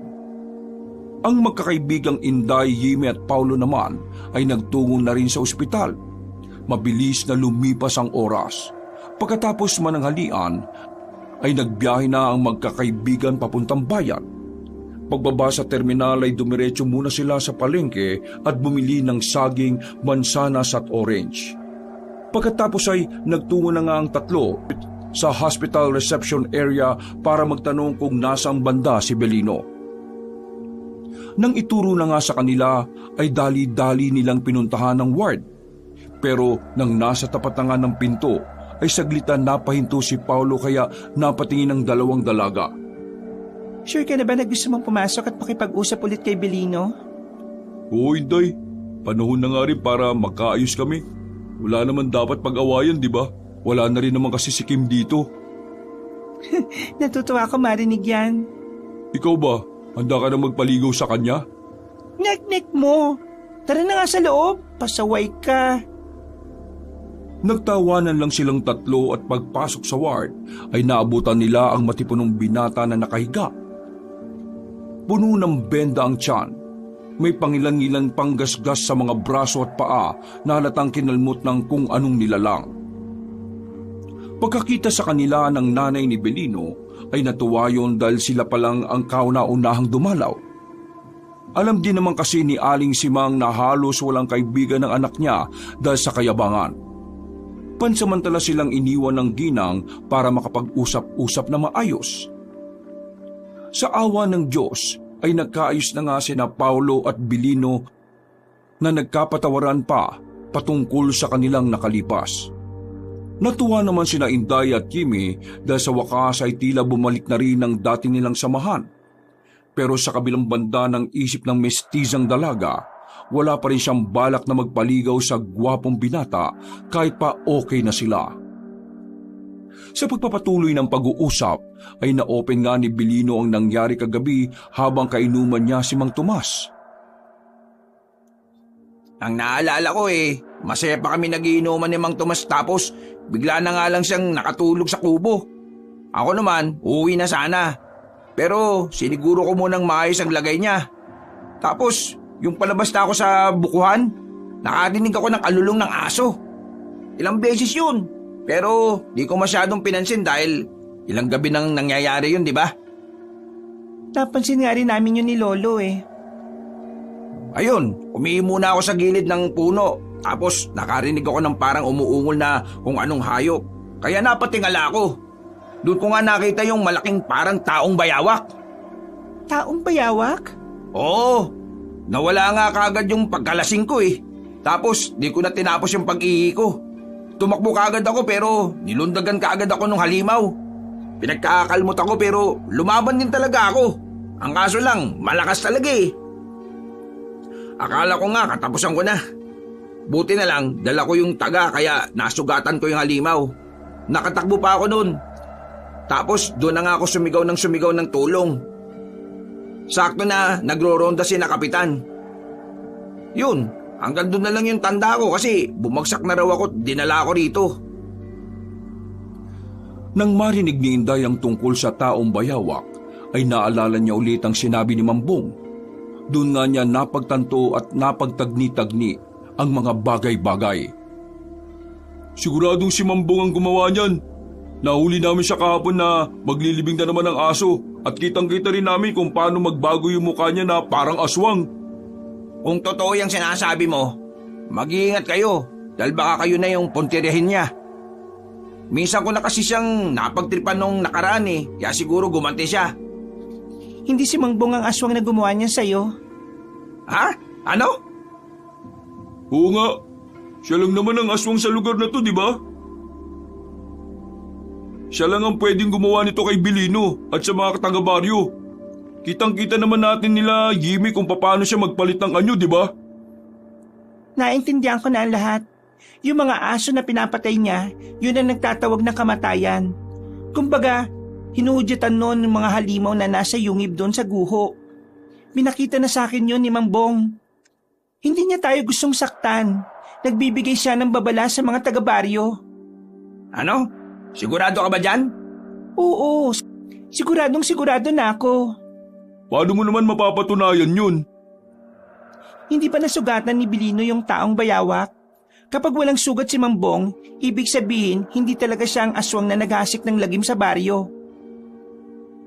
Natahimik ang lahat dahil sa sinabing yun ng mistisang dalaga at maya-maya pa nga ay pumasok na ulit si Aling Simang kasama ang doktor kaya hindi na nila natuloy pa ang pag-uusap. Bago umalis ng ospital ay may seryosong mensaheng iniwan sa kanila si Belino. Pinag-iingat niya ang mga kaibigan dahil delikado ang pakikipag-engkwentro sa mga aswang lalo na at walang gabay ng mga eksperto. Nagpaalam na nga sila sa mag-ina at nagbiyahe na kaagad pauwi sa kanilang baryo. Eksakto pagdating nila roon ay tila nagkakagulo ang mga mamamayan. Nahuli na raw pala kasi si Mambong na kasalukuyang nakakulong sa tanggapan ng baryo. Nang marinig yun ng tatlo, ay dali-dali silang nagtungo sa himpilan subalit pagdating doon ay hindi rin sila nakapasok. Bukod kasi sa maraming tao, ay pinigil na rin sila nila Lolo Dugong at Tiyang Pusit. Lo, kailangan ko po makausap si Mambong. May kailangan lang po akong kumpirmahin. Hindi. Hindi po pwede, Apo. Naririnig mo ba yung sarili mo, ha? Delikado ang taong yon. Ginawa na nga niya ng masama yung kaibigan niyo, di ba? Nagkakamali po kayo, Lo. Hindi po si Mambong ang aswang na nambibiktima rito sa baryo natin. Inday, tama na ang pagmamatigas mo. Gusto mo bang matulad din kay Belino o kay Mang Kaiban? Hindi ka lalapit sa taong yan. Naintindihan mo ba? Dahil doon ay wala nang nagawa si Inday. Hindi na rin nakalma pa si Paulo at kahit si Hime na hinatak na ng kanyang tiyahin. At habang nagkakatipon-tipon ng lahat, ay biglang ang lumabas ang kapitana kasama ang ilan pang opisyal. Nagiyawan bigla ang mga tao at ang iba pa ay galit na galit kay Mambong. Nabugbog sarado ang pagmumuka habang nakatali ng maigpit. Kinwintas din ng kaawa-awang Ginoo ang bawang at kung ano-ano pang pangontra sa aswang para hindi ito makapanlaban pa. Naawa naman si Inday sa kanyang nakita. At nang masipat nilang tatlo na wala ngang bakas ng pagkataga ang nasabing aswang, ay doon nila nakumpirma na hindi yun ang aswang na sumalakay kay Belino. Totoo nga sinabi mo, Inday. Hindi siya yung aswang na sumalakay kay Belino. Lolo Dugong, tama po sinabi ng apo niyo. Ngunit sa halip na pakinggan ay hinatak lang na matandang lalaki ang kanyang apo na umiiyak na. Hindi na kasi masikmura ni Inday ang ginagawang pambubugbog kay Mambong. Hanggang sa awatin ng ilang tanod ang mga taong nananakit. Muli nilang ibinalik sa loob ang kaawa-awang Ginoo bago magsalita ang kapitan. Inanunsyo nga ng punong baryo na mamayang alas 6 ng gabi ay susunugin nila sa plaza ang nasabing aswang. Mas lalong nawindang sina Inday, Yime at Paulo. Pero wala naman silang nagawa kundi pagmasdan na lang ang mga tao na tila tuwang-tuwa. Narinig pa nila ang iba na nagbibigay ng suwestyon na isa ko rin daw si Mambong at palu-paluin katulad ng ginawa noon sa kaawa-awang aso. Pinauwi na nga muna ng mga opisyales sa mga tao at sinabing magkikita-kita na lang sa plaza mamayang paglubog ng araw. Wala nang nagawa si Inday kundi ang tahimik na maluha na lang. Pag-uwi nila ng bahay ay hindi na niya napigilan ng sarili. Napahugulgol na siya na ikinagulat naman ni Lolo Dugong. Bakit ka naiiyak ka pa? Naawa ka ba sa aswang na yon? Huwag ka maawa sa kanya dahil kung hahayaan lang siyang mabuhay, baka may iba pang madamay. Baka sa makalawa, ako mabiktima o ikaw o ang iba pang taga-baryo. Kaya hindi mo dapat iyakan ang halimaw na yon. Maniwala kayo sa sinasabi ko, Lolo.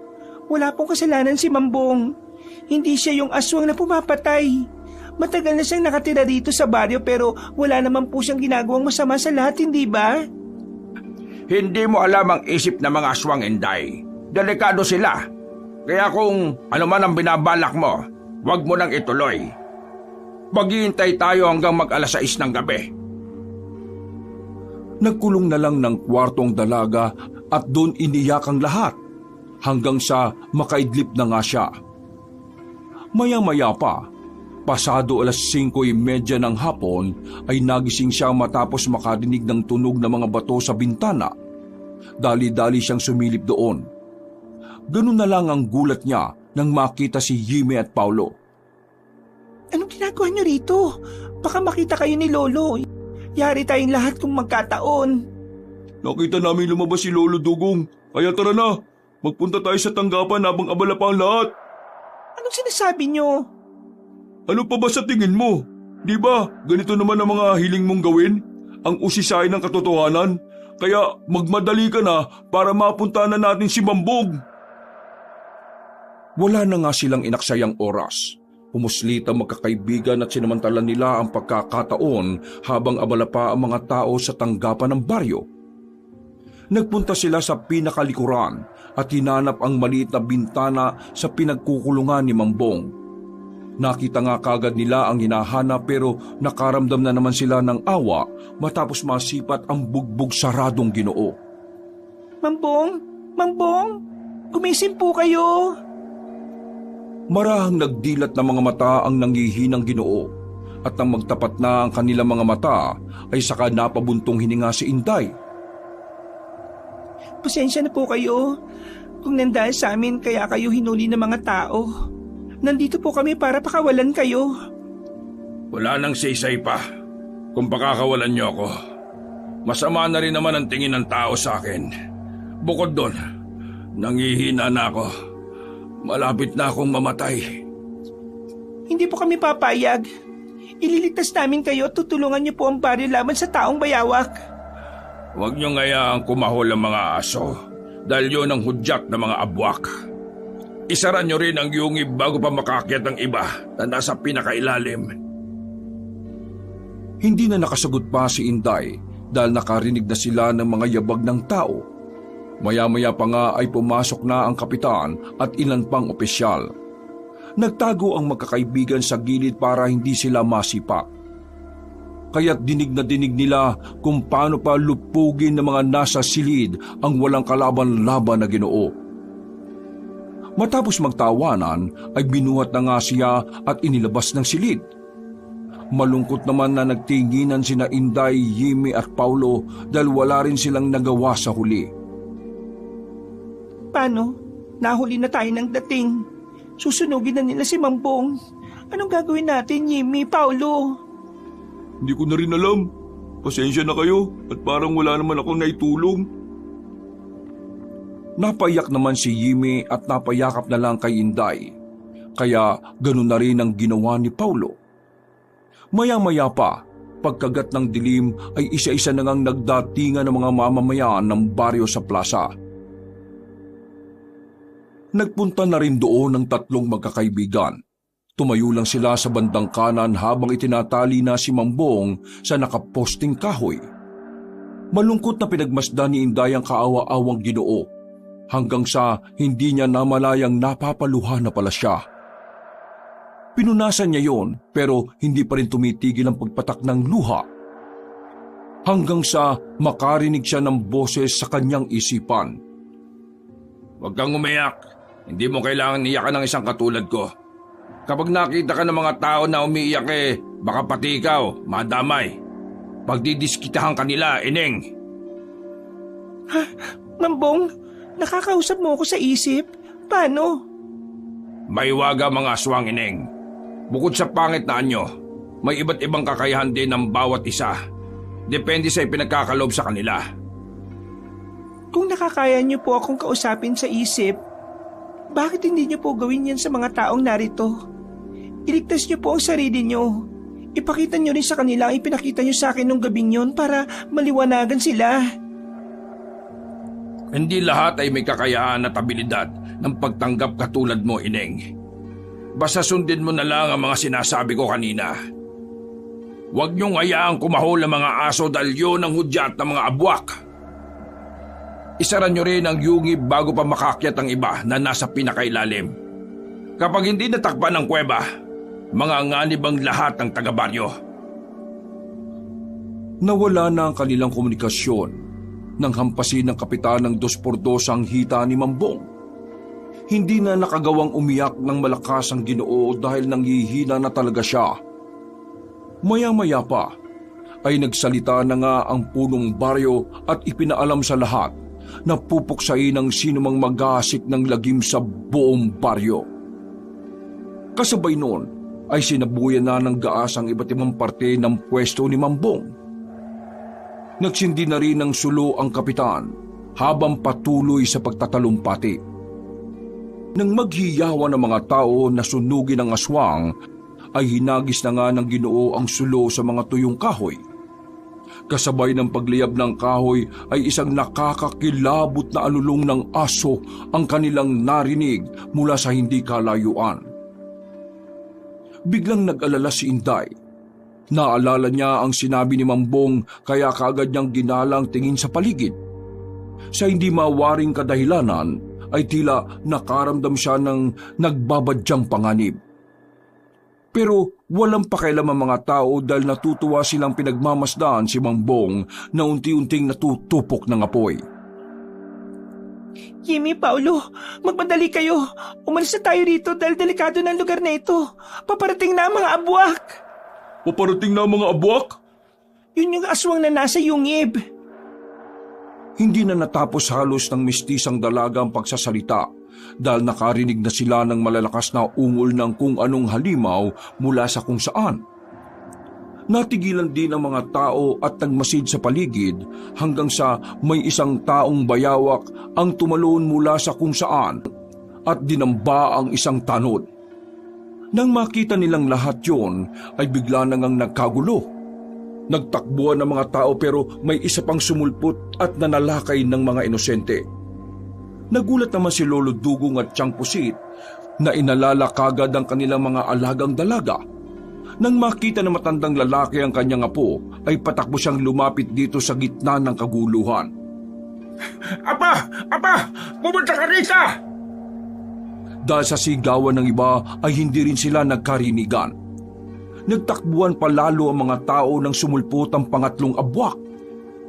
Sinamantala din naman ni Inday at Paulo ang pagkakataon. Nilapitan nila si Mangbong at pilit na mabilisan tong kinalagan. Sa kabutihang palad ay napakawalan nila ang Ginoo kahit medyo nasunog na ang parte ng hita nun. Mangbong, pakiusap. Tulungan niyo po kami. Sinasalakay na po ang mga taga-baryo ng mga abwak. Mas gumulo pa ang paligid dahil nagkanya-kanya ng takbuhan ng mga tao. At nang sasalakay na si Lolo Dugong ng isang abwak, ay niligtas naman siya ni Mangbong na nagpalit na bilang isang malapaniking aswang. Kahit nangihina ay nakipagpambuno ang Ginoo, hanggang sa malupog niya ng husto ang abwak. Ginilitan niya yun ng leeg at saka hinagi sa apoy. Nagulat si Lolo Dugong sa nasaksihan, lalo na nang makita niya ang apo na nakikipag-usap sa malapaniking aswang. Lumayo ka sa aswang na yan, Apa!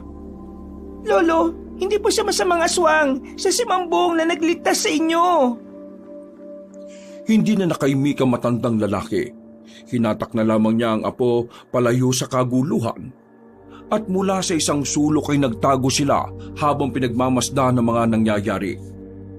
Doon ay nakita ni Inday si Jimmy na umiiyak sa isang sulok. Tatawagin niya sana matalik na kaibigan pero bigla na lang yung sinakmal sa lieg ng abwak. Jimmy! Hindi! Apo, tama na. Patay na siya. Patay na si Yibe. Hindi pwede. Ang beshi ko. Ililigtas ko si Jimmy. Sumugod naman doon si Mangbong na sinakalang may pit sa leeg ang abwak. Kaya nabitiwan nito ang katawan ni Jimmy. Humandusay ang katawan ng dalaga sa sahig pero wala na yung buhay. Mas lalong naiyak si Inday dahil sinunggaban pa ng isang abwak ang katawan ng kaawa-awa niyang best friend. Sinalaka yun pareho ni Mangbong at nagkaroon ng pagbubuno sa dalawang abwak. Hanggang sa umaksyon na ang ibang opisyal ng baryo. Sa tulong ng mga nagdadatingang mga pulis, ay magkakasunod nilang pinaputukan ng mga aswang na naglalaban-laban. Nagsumigaw na lang si Inday pero wala siyang nagawa sapagkat matindi ang pagkapit sa kanya ni Lolo Dugong. Itigil niyo yan! Itigil niyo yan! Hindi kaaway si Mangbong! Mamamatay siya! Mamamatay siya! Kahit puno na ng tama ay sinika pa rin ng malapaniking aswang na hindi siya nagpaawat sa pakikipaglaban sa dalawang abwak. Pareho niyang hinatak ang mga yun at isinama sa natutupok na apoy. Nagpatuloy naman sa pagpapaputok ang mga pulis hanggang sa maubos ang kanilang bala. Isara niyo ang kuweba at pigilan sa pag-alulong ang mga aso. Sila ang tumatawag sa mga buwak. Hindi sila mauubos. Hanggang sa nakabukas ang kuweba. Isara niyo ang kuweba! Dinig na dinig ng mga tao ang paghiyaw ng halimaw habang natutupok ng apoy hanggang sa maging abo. Gawa ng pangyayaring yon ay binalot ng takot at lungkot ang mga taga-baryo. Lalo na si Inday dahil kitang-kita niya kung paano kinawawa ng mga abwak ang matalik niyang kaibigan. Maraming buhay ang nawala dahil sa pagsalakay ng mga abwak, kaya marami ang napanghinaan. At dahil sa kaguluhan na yon, ay marami ang mga taga-baryo ang natakot at nagpasyang lisanin ng lugar. Naisip din ni Lolo Dugong na umalis subalit nagmatigas na si Inday. Umalis kayo, Lolo, kung gusto nyo. Pero ako, hindi ko iiwan ang lugar na ito. Hindi ko aabandonahin ang mga taga-baryo. Wala nang nagawa ang matandang lalaki kundi sundin ang kagustuhan ng kanyang apo. Sa mga nakalipas pang araw at linggo ay pinagtulungan nga ng mga tao ang pagsasara sa yungib. Siniguro nila na hindi na yun mabubuksan pa upang hindi makakawala ang mga abwak sa kailaliman ng lupa. Magmula na mangyari yon, ay nagsimulang mag-aral si Inday ng mga bagay na makakapuksa sa mga aswang. Ipinangako niya sa sarili na poprotektahan niya ang mga mahal sa buhay at papatayin ang sino mang masasama na magtatangka. Makalipas ang ilang buwan, nang muling magkaroon ng guho sa kanilang baryo ay nagkaroon nga ulit ng uka o yungib. At dahil sa alam na ng mga taga-roon ang gagawin ay wala na silang inaksayang oras. Pinagtulungan na nga nilang isara ang nasabing kuweba bago pa may lumabas na halimaw galing doon. Natuto na sila at simula nga nang mangyari ang insidenteng yon ay madalas nang pinakikinggan ng mga tao ang mga sinasabi ni Inday. Magmula rin kasi ng huling pag-uusap nila ni Mang Bong ay tila nabuksan ang kakayahan niyang patungkol sa mga hindi pangkaraniwang bagay. Mas tumalas ang kanyang pandama at pangitain, kaya mas nilaliman niya ang pag-aaral patungkol sa mga mahihiwagang bagay. Hindi nagtagal ay naging katukatulong niya sina Paulo at Bilino sa paglutas ng mga kababalaghan sa kanilang baryo. Hindi nila pinahintulutan ng anumang gawa ng kasamaan na mamayani. Kaya nakilala sila hindi lang sa buong baryo, kundi sa buong probinsya na rin. Wakas!